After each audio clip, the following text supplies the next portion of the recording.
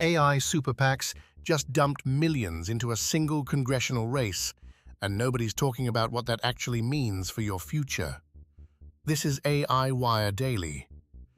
Tech stocks are up on basically nothing today, except the idea that oil might stay cheap and peace talks don't explode everything.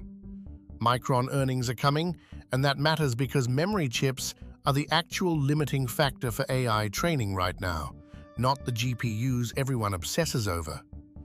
If inflation data comes in soft this week, the Fed stays patient, and that keeps capital flowing into the labs. But here's the thing. None of this money matters if the people writing AI policy don't understand what they're regulating. Half of all AI-focused super PAC spending in the midterms went to a single Manhattan congressional race. That's not a typo, one district. The money is flowing because whoever wins that seat gets a seat on the tech committee that's about to write the rules for everything from data privacy to model training. This is what regulatory capture looks like in real time. AI companies have figured out that buying a congressman is cheaper than lobbying and more permanent. Your vote just got outbid by venture capital. Iran agreed to nuclear inspections after high-level talks with the US wrapped up in Switzerland, and Vance confirmed it directly. This matters because every dollar the government spends on geopolitics is a dollar not spent on AI infrastructure or research oversight. But more importantly, de-escalation means capital markets stay confident. Confident markets fund more startups. More startups means more AI companies spending more money on super PACs. See the loop yet?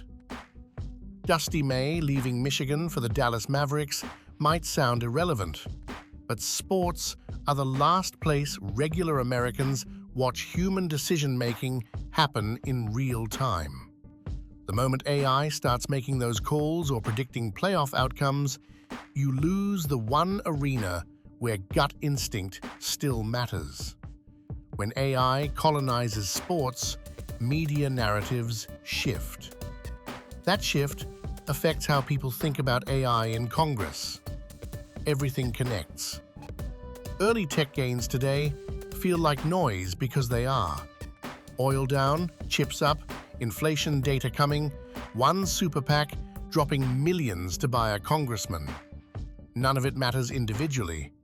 Put it together, and you're watching regulatory capture happen live, while the market celebrates the very concentration of power that should terrify you. The civil war in Congress isn't about AI policy. It's about who gets to decide what AI policy even means. That's the AI News. Subscribe, this stuff moves fast.